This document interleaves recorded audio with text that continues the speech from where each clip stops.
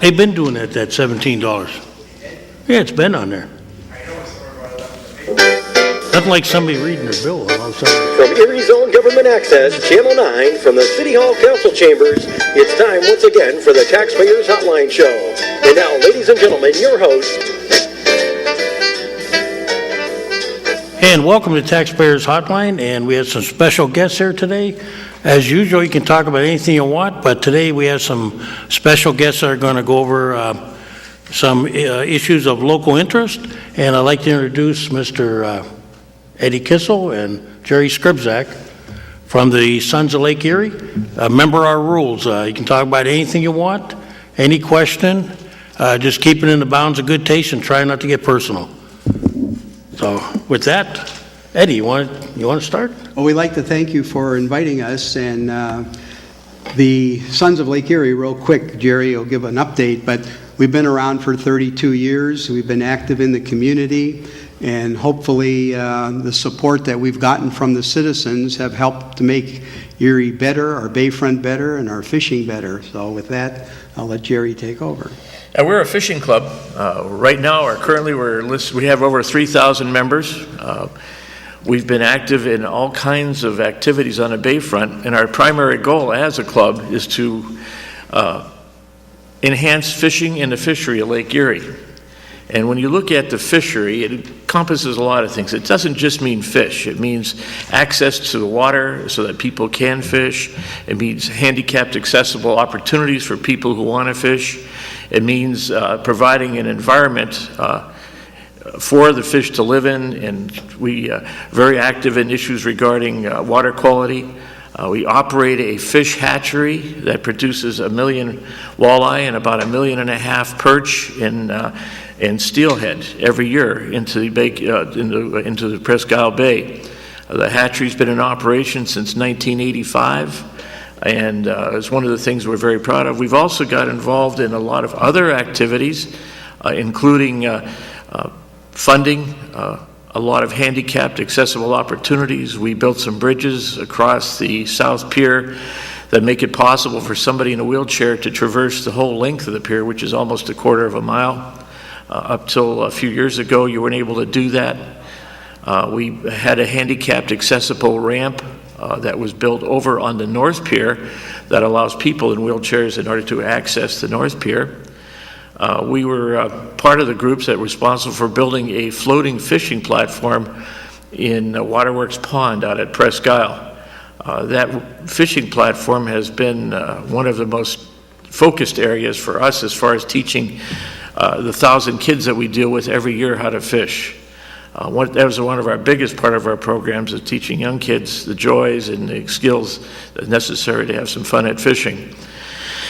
And in addition to that, we were very vocal in advising our city council back in the 1980s when the bayfront was beginning to be developed on how to provide public access to people along our waterfront's edge. And for that goal, we have been very vocal and we've been a champion pretty much of public access along Erie's waterfront for the last 30-some years. I'll leave Eddie to talk about that for a minute. Before I get to that, we also like to mention that Frontier Park was one of our main starting points back in the early 80s on the cleanup of that Cascade Creek that runs through there to provide a better water quality, and eventually we were able to have the Pennsylvania Fish and Boat Commission stock that with trout, which they have been doing ever since the mid-80s. And off of that came, a lot of people might know that the entranceway to the bayfront on 8th and the bayfront, the flower garden park was the first one to be put on the bayfront by the Sons, and we also do one over on the east side by the waste treatment plant that has helped people who come into our area realize we do have a beautiful waterfront, and hopefully we can enhance it.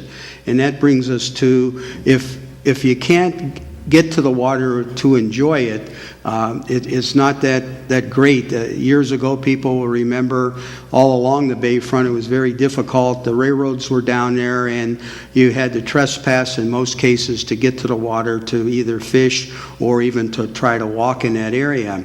And in the mid-'80s, when a lot of the bayfront area was changing, the railroad left the area, and the developers were looking at putting what we have down there today, we felt that the public should have some say because the water is everybody's to enjoy. So we went ahead and worked with council, state officials, and the governor of Pennsylvania at that time, Governor Casey, to provide opportunities for the public to get to the water. And off of that came the local zoning ordinances that we have on the books today, that tomorrow at 1 o'clock down here will be a public hearing before the zoning hearing board to discuss an issue that has taken place down at the GAF site in what has been put in and what we feel is a detriment to the safety, for the handicap, and anybody else to get to the water's edge. We have examples throughout the whole waterfront of continuity of the way the walkway should be built, and unfortunately we don't agree with what has been done down at the GAF site.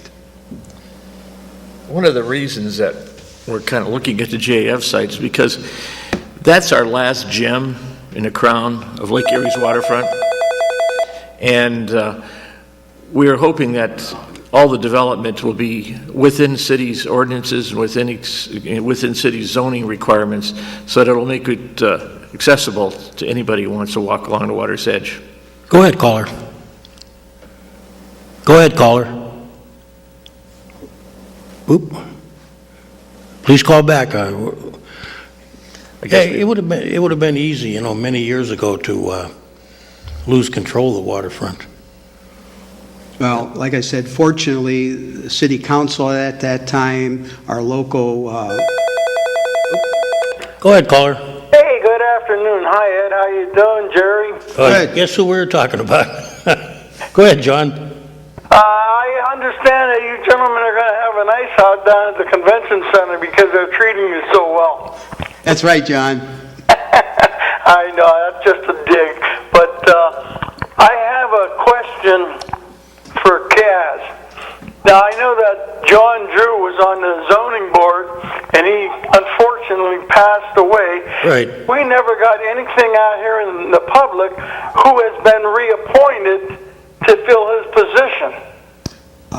John, Mel Witherspoon, that was his appointment, and he's appointed Ed Dawson That's right. as his replacement for that position on the zoning hearing board. And council, I think, 3 weeks ago or meetings so, ago we did that. confirmed that with a lot of the agenda items. I know Kaz has not to worry about everything, but That's strange that the news media didn't pick any of that up. Yet they're picking up you people and myself included. Yeah. In fact, I've been talking to Kaz about how they went around with that zoning and skirted it through spot zoning, and it's an unhealthy situation.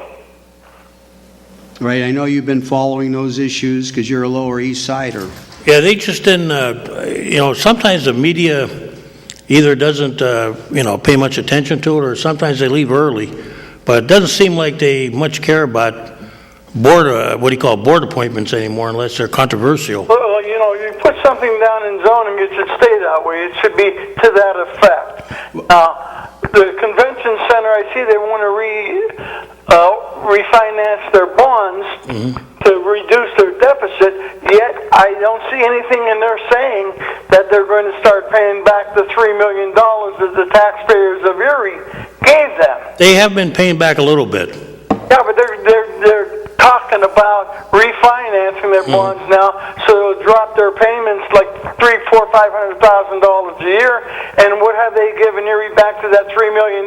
I could get you the up-to-date figure. It's a little bit. It's not tremendous. That money, though, has to go back into the water reserve account because That's true. And that's where it came out of. The whole thing there is they're taking the bed tax and getting all that, and they say they're running out of deficit. Yeah, people want to know why we didn't, bug them for some of that money, but we have, unfortunately, being a third-class city, we do not have the right to charge a bed tax, although I was enlightened on some technicalities of law that I'm going to look into, that maybe we can't charge a room tax, we can charge something else maybe.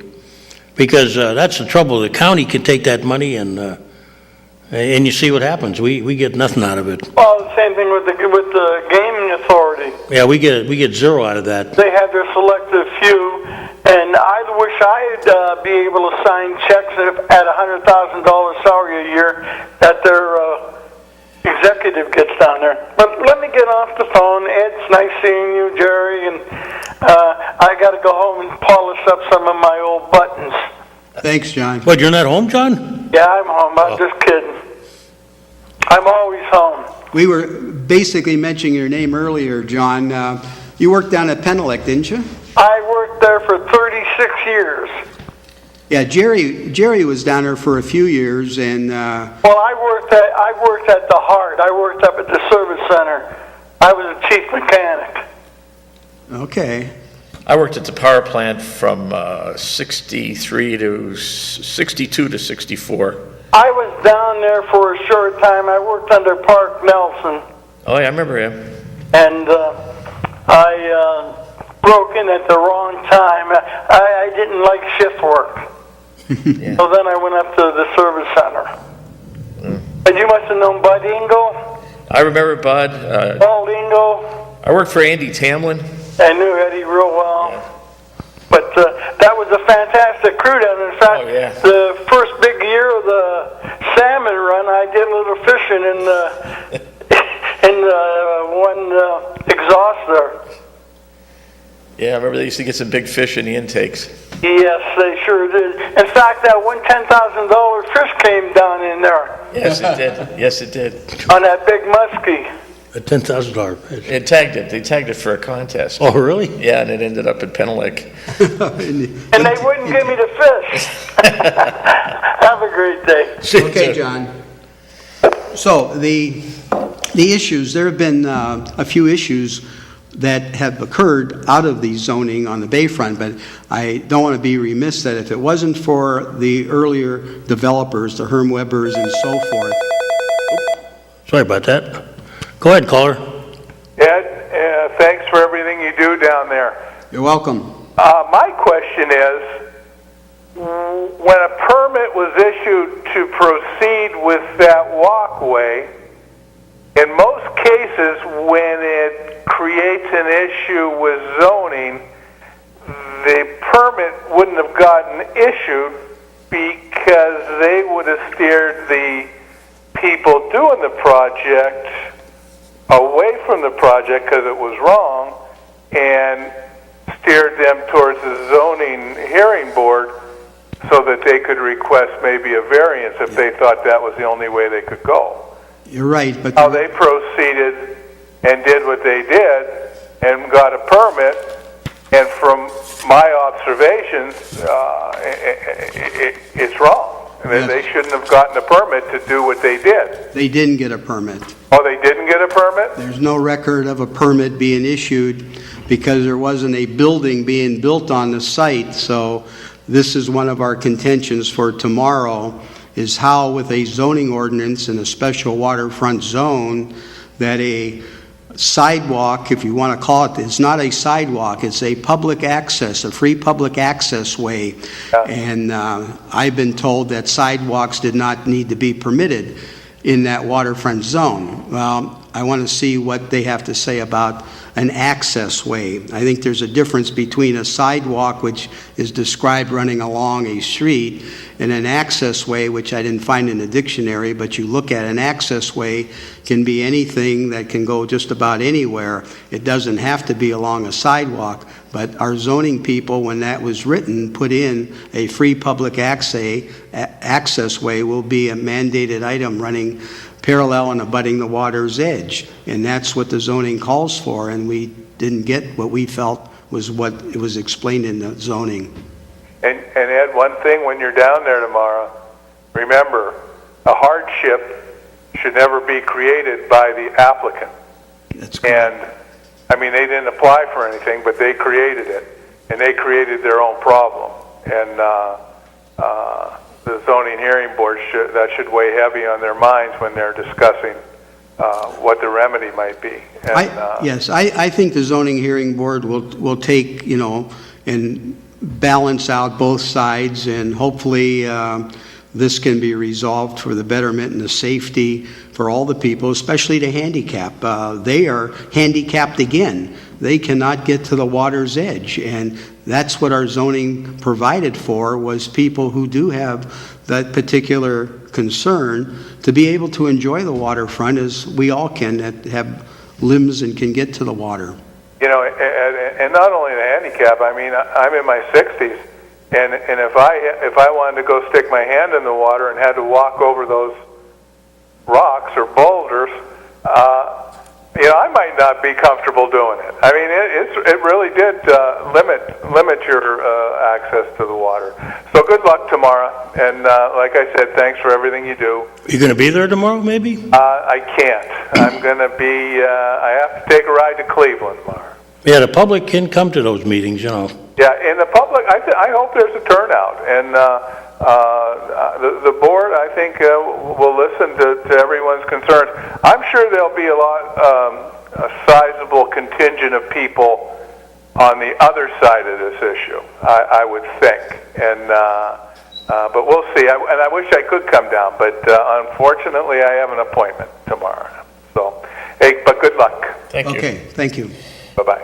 Well, that's another issue. We've been hearing two sides of the story. A lot of people are saying, why don't we mind our own business? Mm-hmm. Well, if somebody doesn't speak up, this type of development could occur anywhere along the waterfront. Things that are already in place could be taken out. And as long as people aren't vigilant, this can happen. What's there a saying that goes, evil can succeed if good men do nothing? It's amazing. I point out that a lot of people don't realize this. Years ago, when they joined the ballpark to the arena, remember that? Mm-hmm. They had a walkway for years. It wasn't open up during the baseball games, but it was open non-baseball game days, or non-event days. That disappeared. I don't remember that ever going through council to disappear. That's what I call access. To me, access is when you have to go through something that's privately owned for the good of the people, like a sidewalk's in front of your house. But if it's those issues you get when you see them on these beaches where, the beach is public, but the land abutting it is all private. So you have to have access, the right of the people to access, cannot be, and I think that's what I call an access road, is that, you're going through various properties that are owned by different people, but, the right of the people to access the water is almost, would I say, sacrosanct in Pennsylvania? Well, Pennsylvania has a public trust doctrine that goes back to Roman law about accessibility to the water. And at times it's been an each case scenario when something like that has come up. But the normal rule is that you cannot trespass across somebody's property to get to the water. But if there's another avenue, like at the state park, the peninsula and the condos have said for years, prior to a few years ago, that they had a private beach, and it was found out that no, they have the property up to the water, but if you walk from the peninsula across the water front, that you're welcome to do that. So it's the same down here on our waterfront. For years it's been cordoned off, and now the opportunity came up back in the 80s for development. And again, I thank the developers, because they're the ones that had to put the walkways in and maintain them as part of our zoning, and they've done a good job. And without them, the public would not have a lot that we have today. And when a public authority as such, with this situation down on GAF site, puts something in that we feel is contrary to the zoning, and hopefully tomorrow it'll come out where and how they were able to put the walkway in and so forth, to discuss that and let the people know what is going to happen or what will be. Yeah, I have no, as a councilman, I have no problem with, people like you, Ed, and your committee, your group, getting involved, because, like Jerry, when you pointed out that statement, when you do nothing, weird things happen. All of a sudden, you wake up one morning and find out that now you have nothing, truly nothing. The whole situation is kind of disheartening because up till now, almost every development that has taken place along our waterfront, the zoning ordinance has been adhered to, except for cases where variances were requested, and they were discussed by the zoning board, and in some cases, the request to change something has been granted, and other times they've said no. Mm-hmm. And there's several locations along the waterfront. We just were involved with a partnership between the Pennsylvania Fish and Boat Commission, DCNR, Coastal Zone Management, and the Port Authority, and we completed a 300-foot-long fishing access area along Liberty Pier. Every phase of that, even though we did not need permits, was followed with the ordinance, and it created a beautiful site. And we were kind of expecting, because the Convention Center Authority, supposed to represent us as a people, didn't comply with that, whereas the Port Authority has, whenever it's been necessary. It's dumbfounding. Yeah, I agree with you though. When when you think of people in wheelchairs and walkers and. Well, water offers such tranquility. People go, they'll look at it, and people may not know this, but because of our bayfront zoning, which runs so people know, there's a special zone, and why we're so adamant about it, because it is within the city confines from the center line of Cranberry. Go ahead, caller. Go ahead, caller. Oh, yes.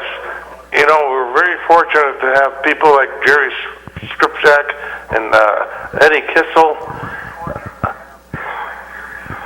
Yes, we are. They do it for nothing.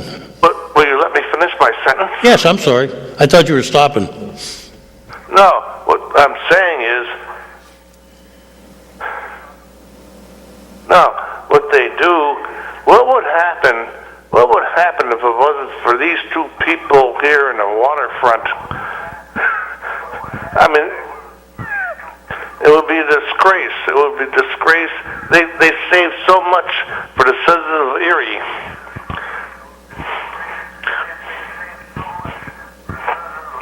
Yeah, the Erie mayor, he's worried about French Street to Beach Street, 26th Street, and Bayfront.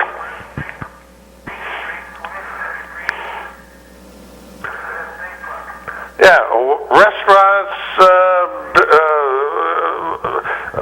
bars, and whatever. That's his prerogatory. I mean, what the hell?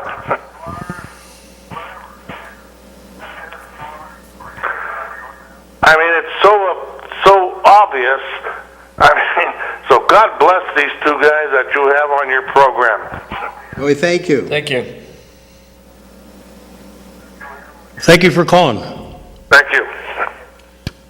As I was mentioning, the Bayfront waterfront zone was specially put in to look at what would be happening down on the Bayfront once the railroads left. And from Cranberry to East Avenue and from the water up to 2nd and a half Street is the Bayfront waterfront zone. And in that zone, there's a lot of areas that whole area is conditional zoning, which means that the developer who wants to come in looks at the conditions that are in there. They're not mandated conditions, but they're used for conditional uses, and that's why City Council, the Zoning Hearing Board, the Design Review Board, and the City Planning Commission can recommend to these developers some suggestions. And in most cases, they've been receptive to that, and that helps with the development of our waterfront.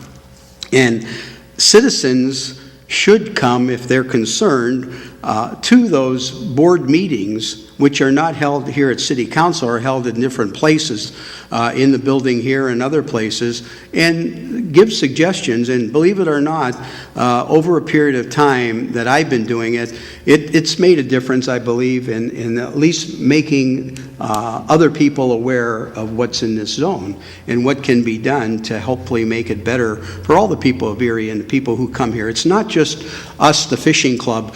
Although our biggest concern is the water, so that's why we have such an interest in the waterfront. But there are many people who walk, jog, bike, and by the way, this walkway is open to numerous uses. It's just not for fishing purposes. It's for enjoyment of anybody to come down and enjoy our waterfront. And the other thing people may not know, there's a promenade. There's a 10-foot walkway that's on the bluff that runs from Front and Poplar Street, and what a beautiful view that is. You can park at Liberty Street and walk all the way over to Hammett on State Street, and even go up behind Hammett and continue on to by the Russian Church and down to Parade and Front Street. So it does go to the east side, Jerry? We have a beautiful view from both the east and the west side along that promenade.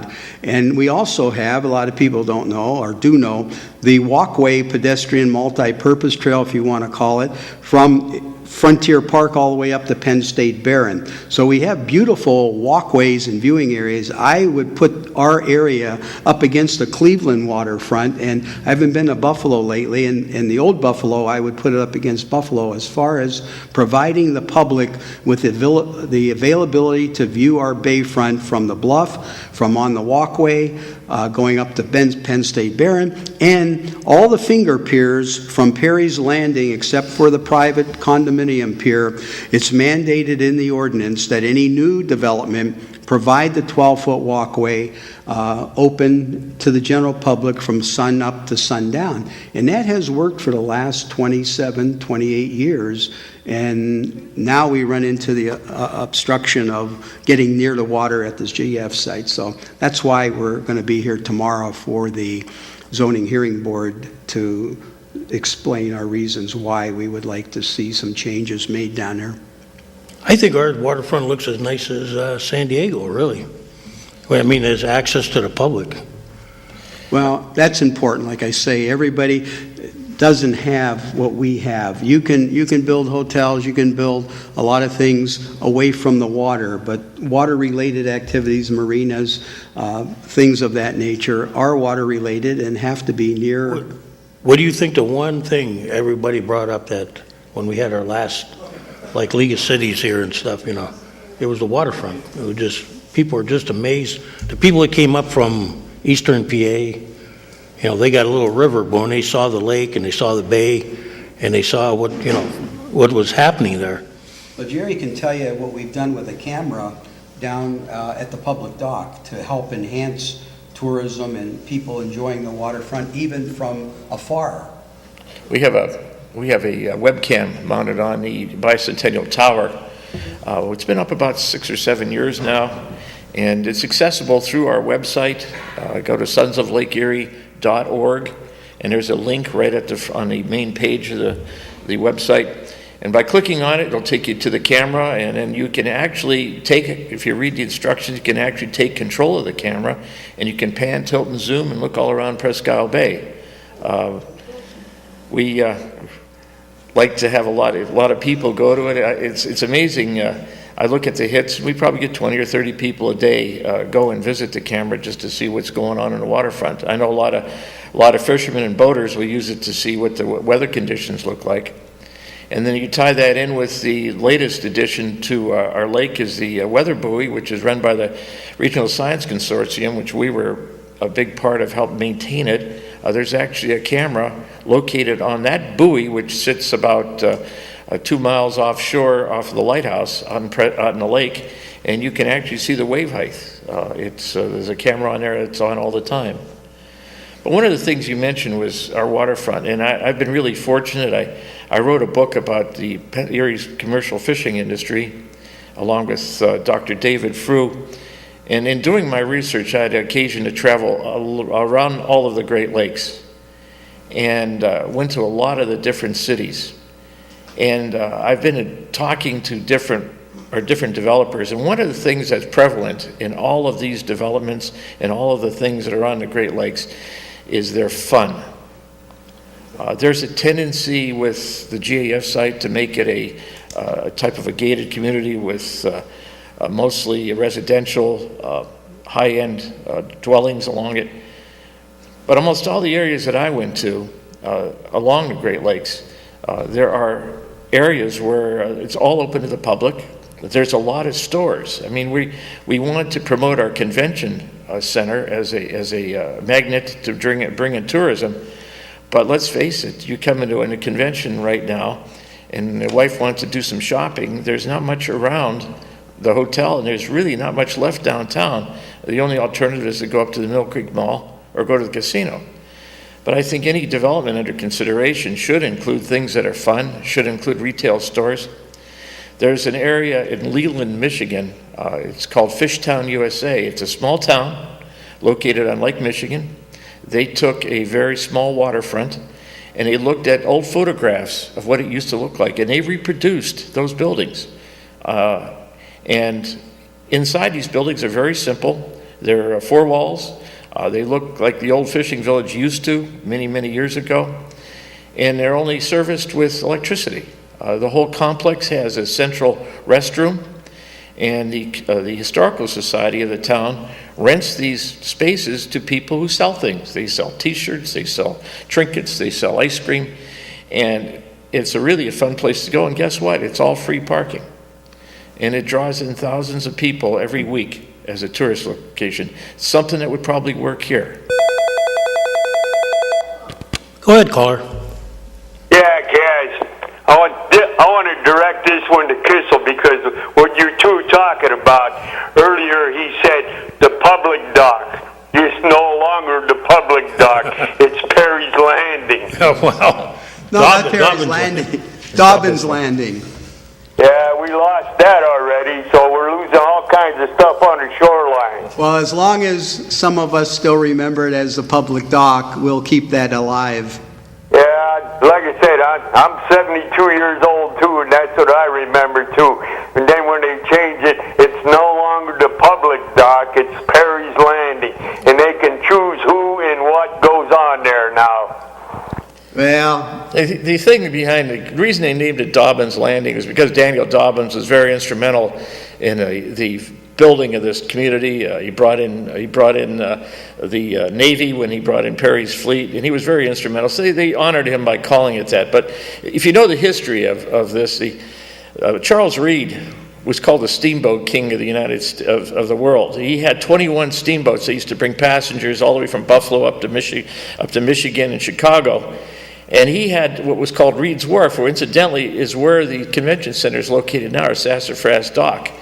And Reed's Wharf was a privately owned enterprise. And he had it mandated that any ship that came into Erie's harbor had to go to his wharf to be unloaded and reloaded. So the people in the city decided that they didn't like this, so they extended State Street down 1,800 feet and made it a T-shaped, and they called it the public dock, and that is where that originated. And in order to pay for the public dock, they sold water lots along the edge of the property so that when people bought them, they could start a business. So that's how it starts a public dock. But some people and historians felt that Daniel Dobbins had such a big role in our waterfront that they should name it after him. It really had nothing to do with making it special. But I felt the same way you did when it first started, and I still call it the public dock.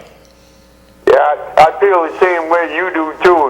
If I got to go walk down to the lake over there, I got to walk on black asphalt for about a half a mile. That's a convention center. Yeah.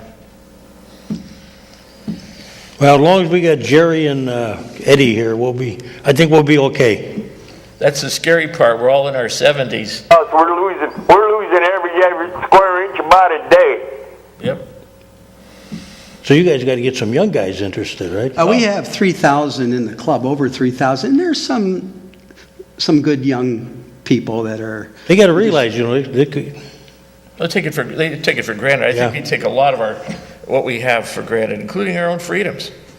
We do, and like this gentleman says, we all remember the public dock, and yeah, I'm not in favor. I never have been about gated communities. I agree with you. I'd like to see. I think the public wants to see development down there, that they can use.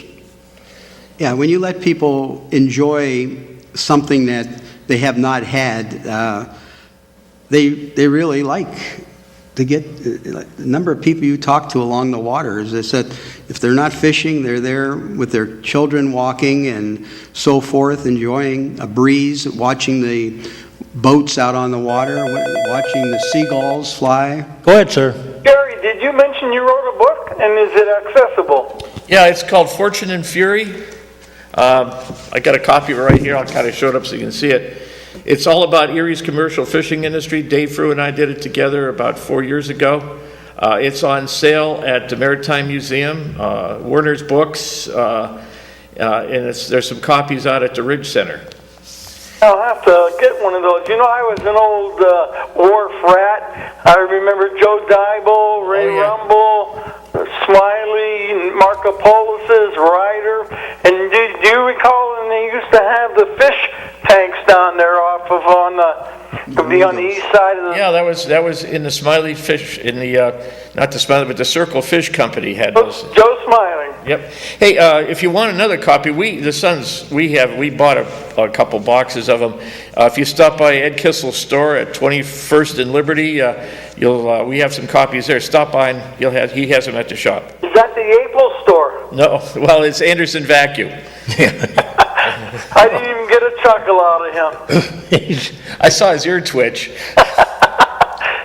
leg twitched a bit. Those old Eastsiders never give up, do we yet? Maybe you twist his arm, though. Yeah.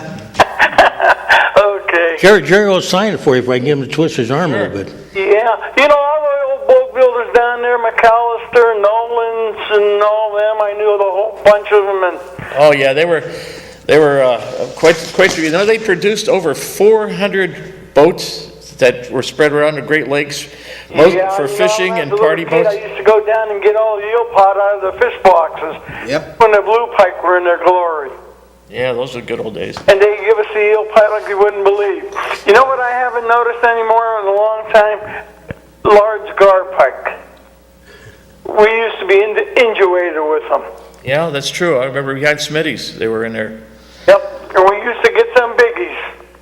So, okay, have a great day, and I'll go over to stop by and see Eddie, and he'll probably want to get another one of my fish buttons, but I'll pick up the book. Okay. There you go. Alrighty. So the blue pike is officially dead, right? Well, according to the U.S. Fish and Wildlife Service, it is, but there has been some studies that have been done by the U.S. Fish and Wildlife to see if we could get the DNA off of some of the samples that are still available. And we have a scientist from U.S. Fish that thinks he has isolated that particular DNA. So if that's the case, have been incidents where certain blue-colored fish have appeared.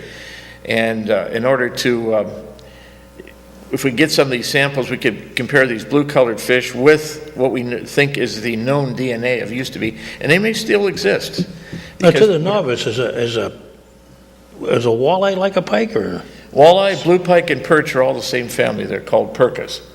And the blue pike was kind of unique to what we call the central basin of Lake Erie. Erie's located in a central basin. Incidentally, this was the most prolific producing lake of fresh fish in the world at one time. And when they disappeared, people started concentrating on perch, but there have been some sightings of blue-colored walleye.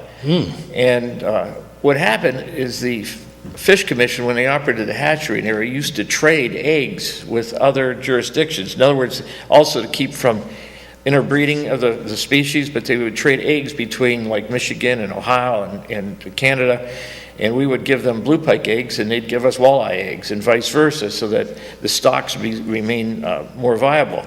So there was some blue pike eggs that were traded out of our basin and may possibly exist someplace. You know, when you talked about development, I was just up in Door County this year, up near Lake Sturgeon, and parts of it go out into, what is it, Michigan at that point, or no? Lake Michigan would be Wisconsin. It's amazing when you talk about the little villages. That's what they had there. They had little towns. Each one had their lighthouse. Each one had their, you know, and it was we spent a weekend there just, Yeah, traversing. It was great. It was easy, simple, I'd like to see them, keep that in mind when they're doing development here. I talked with one of the developers, I won't mention his name, and we talked about the possibility of doing what I said, have a fishing village built, and he says, that's great, but he says, I can only get 3 months a year out of it. Well, that's true. So do these other towns only get 3 months a year. They have worse winters than we do. But I don't necessarily buy into that, because I think if you give people a reason to come down to the waterfront, they will. Sure they will. They got heat in these buildings. I mean, if you had a restaurant, much like Junior's on the Bay or something, or if you had someplace down there like these other towns got, like in Chicago, it gets cold there, where you can access the water, you can watch it while you're eating and everything. People love that. I mean, you'll go down there if there's a reason. Sure they will. The people that go to the hotel, they're not going to stop going there in the winter. No, Go ahead, Ed. the winter activities that have been taking place more and more, our winters have been changing. I've mentioned the last 12 to 15 years, some of these big storms that normally would come off of Chicago, Detroit, Cleveland, and Erie, if you noticed in few years back, they're coming to the Ohio line, Ashtabula, and for some reason, they're going down to the middle route, Interstate 80, and going across Pennsylvania. And a lot of them recently, some of them that we're experiencing here in the last couple of weeks have come up from the south and hit the East Coast. So there is something taking place in our weather. So, but in our case, we look at the ice activities, and people like to get out in the wintertime. We hold ice fishing seminars over on the peninsula and attract a lot of people in the wintertime.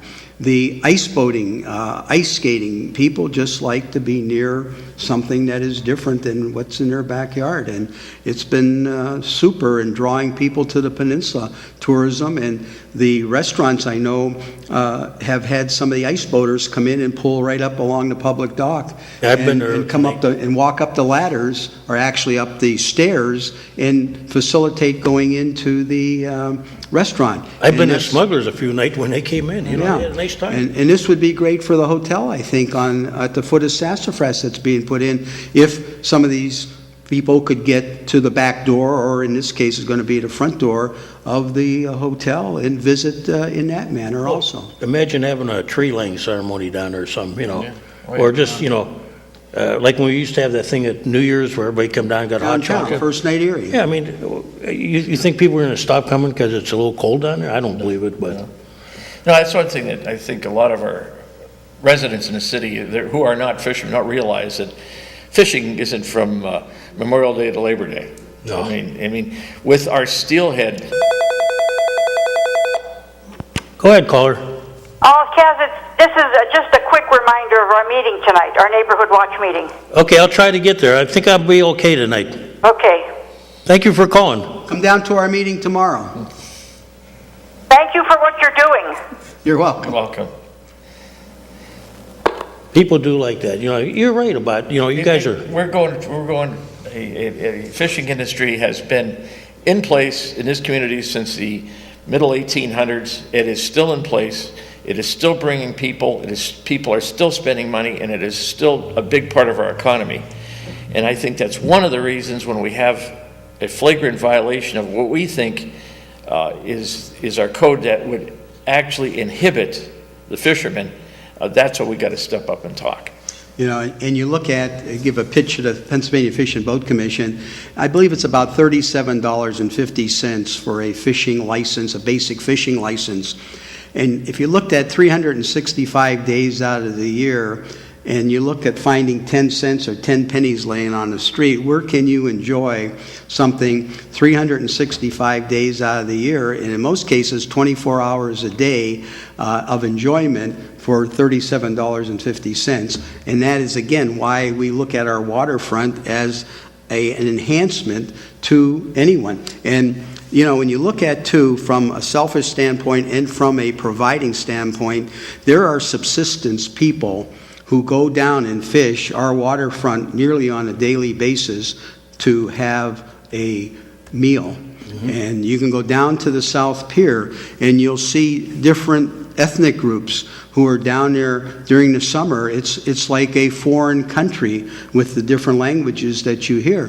They're down there enjoying an evening. They cook down there. They fish. They keep their fish. And again, it's an opportunity to provide for other people in our community.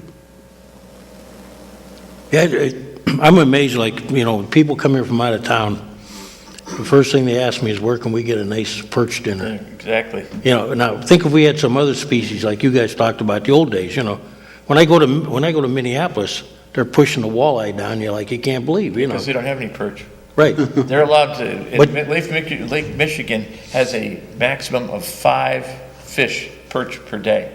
Per person. Fishing person. Wow. Their perch population is very, very endangered right now. And, here in Erie, when you get into that, we're at 30 fish per day. And when you look at being able, in most cases, to catch 30 keepable perch, that's 60 pieces of fish. And if you look at eating 10 pieces a piece, or one meal, that's 6 meals. And you look at what the market price is $12 to $14.99 a pound of perch. It is a good investment, but it's an enhancement to have our people from Erie enjoy it. Are commercial fishermen under the same restrictions, or? No, they have the limits of the amount of perch and walleye that are caught in Lake Erie is set by what they call the Lake Erie Committee. And the Lake Erie Committee is a group of all of the fishery managers from New York, Pennsylvania, Ohio, Michigan, and Ontario. And they do studies every fall, and they determine the amount of fish that are hatched, and they set the limits, and it's by pounds. And the commercials are allowed to catch so much a pound. Unfortunately, we have 3 commercial licenses operating out of Erie, but they're all new, and they really haven't got into the sink of learning how to catch fish. Oh. Jerry Mathers was pretty good at it. He got real good at it, but he has since quit fishing, at least temporarily. So we only have those 3 licenses. At one time, we had 120 fish tugs used to run out of Erie Harbor. They set enough gill nets in the lake that would, when set end to end, would reach from here to Philadelphia and back. That is how many nets that were out there on any given time back Yeah, I heard in it was the big. 1920s. When I was in Wisconsin, Door County, it was amazing. They had these fish boils, they called them. They put them in a big pot. And, Oh, okay. But every night they had, this is where I think we're missing out on it. It was every night they had a fish boil, which was like what they called a Wisconsin luau. And people would book these things, sit around, and some guy would cook up the fish, and they'd eat it, and this was like a big deal up there, And so much in Erie, I think, people expect to see more seafood places along the waterfront and everything, With the microbreweries and all opening up, that kind of would even fit in with what you're talking about, Kaz, if somebody could pick up on that, because there are fish to be had that are fairly reasonable that would still draw people to something unusual like that. You look at the market that's down here in the square, Perry Square, people go to that.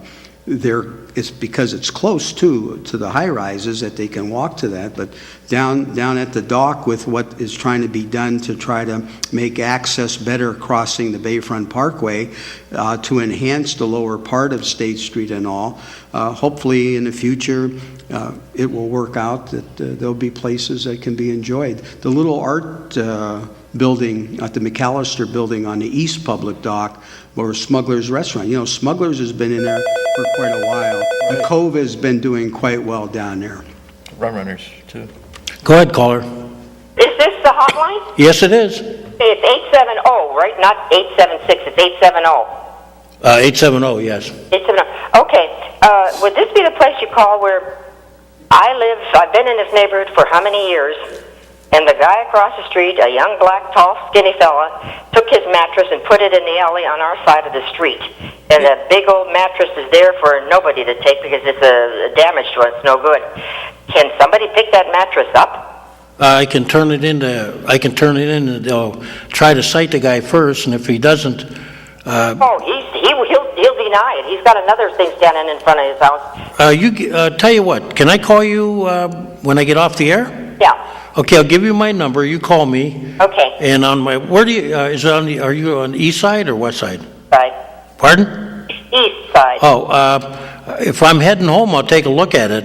Okay. Call my number. It's 434, 134? no, 434 434. 3127. Wait, hold on a minute. Okay. 434 3127. 3127. Right. Okay, thank you very much. Yeah, no, yeah, give me a call. We'll be off the air in about, 15 minutes or so. Oh, So okay. give me about a half an hour till we clean up here, and on the way home, I'll take a look at it for you. Been on the air when I was talking, was I? Yeah, sure you are. Whereabouts is this mattress? I'll tell you when I talk to you. Okay, no problem. Okay, thank Okay. you much. Some people don't want to be on here. Can't blame them. You know, the waterfront is like, we got to thank people like the Suns because, I remember when I was a kid, it was, you had a little bit of dock, but a lot of it was old, and now we're opening it up, and we got the ability now to, Well, when it was first formed, when the railroads moved in and all the other businesses down there, it meant jobs. And as fortunes of our economy had changed, the railroads went bankrupt, and they closed the docks, and the other businesses like Perry Shipbuilding operated for all those years before they became condominiums. And heck, they produced 100 United States Navy vessels during the Second World War. Yeah, I wasn't aware they built them Landing here. crafts, LCMs. I wasn't aware they built them here, though. They build them right here. And everybody says, well, it's crummy and it's gone. Well, yeah, it is, but so are those jobs that were down there, too. I think my generation, though, came in after the golden era. Yeah. Because when I was a young man, I remember we were still at 130-some thousand people. But Erie had seen its better days as a factory, and what we were seeing down to dock was the scaling down of the, and so we saw maybe the worst of it rather than the best of it, Well, the tendency was to dump on the bayfront. A lot of the old residents can tell you that their garbage got thrown over the bluff and out of sight, out of mind. And when the reclamation took place of the marine terminal on the bayfront, somewhere in the late 50s, early 60s, it was into service then, the whole corridor, people will remember from 11th and State over to 11th and Liberty, where Rick Weaver is, where those parking lots and all were put in. There were homes there, and all that demolition, or the majority of it, got dumped down on the bayfront behind the waste treatment plant to make what we know today as the marine terminal. Now, just recently, there's been some effort to use that land, and it's just been brush hogged out to supposedly have better surveying directions down there, and we'll see what may happen down in there. But again, the Ore Dock Road, now that's right at where Sunburst Industries is located along the bayfront. That road is a public road, and you can go out, and surprisingly, a lot of people have not seen Erie's bayfront from that view. Even though there's some trees in the way, that would be another excellent area as development goes on to provide a public entity to our bayfront so that people can see from that direction as much as from the west. Again, a very nice part of the bayfront if something is taken and put in there, but currently you look at that's how the old bayfront kind of looked back a number of years ago. It was sad to see all those jobs disappear, and for years I was hoping that you could see those things come back, but they're not going to. And I think right now, as we're switching gears from industrial, commercial to tourist, I think now is the time we have to look into the future and develop it so that it lasts. It doesn't go the wayside that all the other businesses did. When you brought up that bluff, I remember for years they had a big argument about people that claimed it bluff, and the state came in and took it over, But yeah, I can. But you know what, Ed? When you look at that road today, that walkway, a lot of people take it at lunchtime. It's a great asset to the. That was a very interesting scenario. people don't realize this, but Liberty Street is a 100-foot right-of-way that runs down through the city. And when it gets to the bluff, and in the paper street used to run out into the water 1,712 feet. I have to keep repeating that so I don't miss that measurement. And at that point, when the state did the survey, when the land was turned over to the Port Authority, the people's backyard, actually the one house on 2nd and Liberty, the back porch was the south boundary line of Front Street. So all that area that's been fenced in for 100 years was our own public land that was being used, and to this day it is now our land, but it's still fenced in because of something that somebody doesn't want to do. But nonetheless, it is our property down there. All those most of those backyards that are nice and green are the right-of-way of Front Street. And that walkway promenade is part of it, and so is some of the nice green lawn that you see down there is all part of Front Street. So for what it's worth, that's But you know, that was a great battle. But when you were young, you didn't, until people like you came along, nobody knew about it, you know. Well, it was looking at the deeds.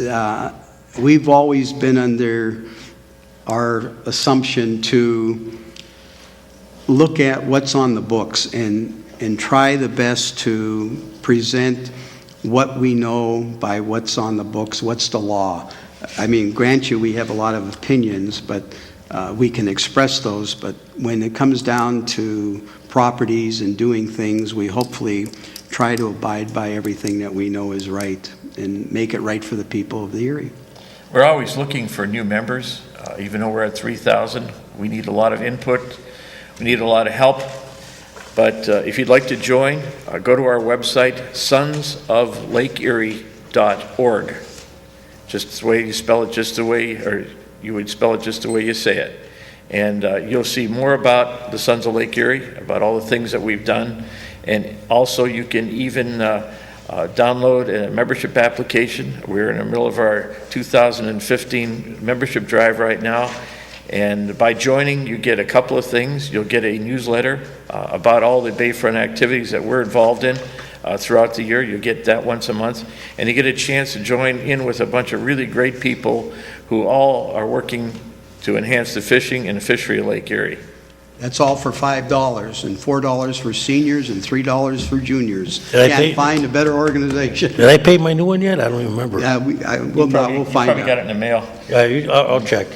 But anything you want to say in the last 5 minutes, or? No, A lot has been covered, and as we mentioned, we're hopefully doing what the people would like to have done in providing the access, and if there is a concern on that, we would be more than glad to help anybody look into issues along the bayfront. We have a lot of reference material. We have deeds to properties that have been granted, and protecting the general public in areas along the bayfront. And it's been, very enjoyable to do this, and stressful at times when you run across certain things that you feel is right and should be looked at. And this is why tomorrow at 1 o'clock we're going to be here before the zoning hearing board presenting our case on what was done to do detriment, we feel, to the handicap and the safety of those people who want to walk in a safe environment along our bayfront down at the GAF site. I took a walk, and I heard some complaints and, some good things. And I think I have no problem when people like you and Jerry and the Sons get involved, because it keeps everybody honest, keeps everybody on track. It's too easy in government and life today to, all of a sudden you wake up one morning, you wonder, how did you talk about our freedoms? All of a sudden they're gone. We find out that, we don't have access where we thought we did. We don't have the things that made this city great. So I mean, if they want to call you a pain, and if they want to call you whatever they want to call you, Obstructionist. Obstructionist. That's right. That's fine. No, we appreciate being on the show, and that hopefully, again, what happens tomorrow will be for the benefit of all the people of our community and those come to Erie to enjoy and get to our waterfront and see why we are so concerned with trying to keep it open and safe for everybody to use. I will tell you this, it's the number one topic when you meet people that have never been to Erie. Once they get here and they think the bay is a lake, they're surprised. I've had that. But I mean, that tells you the scope of what we have. If you want to know anything about the history, I'm going to do a presentation next Tuesday, that's the 18th, at the Blasco Library in the Hurd Auditorium on the history of Erie's waterfront. It's at 6:30 p.m. It should be pretty decent. It'll be next Tuesday at 6:30 p.m. at the Hurd Auditorium. That'd be good. Yeah, the mayor of Allentown always told me, he said he would trade everything he has to have just our waterfront. Oh, yeah. And tomorrow is Veterans Day. Yes, I was going to And say I know so. you better get on that right now because of all the stuff you've done up at there. I got my, Ed, were you a veteran? No, I was not. Eddie, I got Korea and Vietnam. I was going to wish you welcome home and thank you for your service, but Well, Jerry served us as a police officer too. That's so true. We needed people on the homeland as far as over in the foreign countries. yeah, tomorrow, Veterans Day is very important. We had a nice ceremony at the VA, and I went upstairs, and Mike Bokosh was up there. Oh, yeah. Seeing Mike and some of the other guys that, I decided then I think I'm going to volunteer up there a little bit. Just go up there and read them, talk to them. A couple of the guys I know do that. It's great. But thank you once again, and anytime you guys want to come on about, Hey, you want to talk about history? I could bring them. we could do that, or we could talk about any of your programs that, we didn't even get through the pamphlet about all the, what do you call it, Adopt a Beach, you got everything in here. We, in closing, also have given to the fire department real quick a van that they use for their scuba diving, which helps the people on the bayfront should something happen. And Tony Pohl, Mayor Savacchio were very instrumental in getting that and helping us through that. And fortunately, we have divers that if something should happen on our bayfront, they're there. So again, we try to look at the safety of our waterfront for all the people. Maybe we need a police boat, what do you think? Yeah. They were working on that. Well, thank you, hey, thank you, Jerry, thank you, Ed, and, Okay, welcome on anytime you like. thank you. Thanks, Ed. Yes.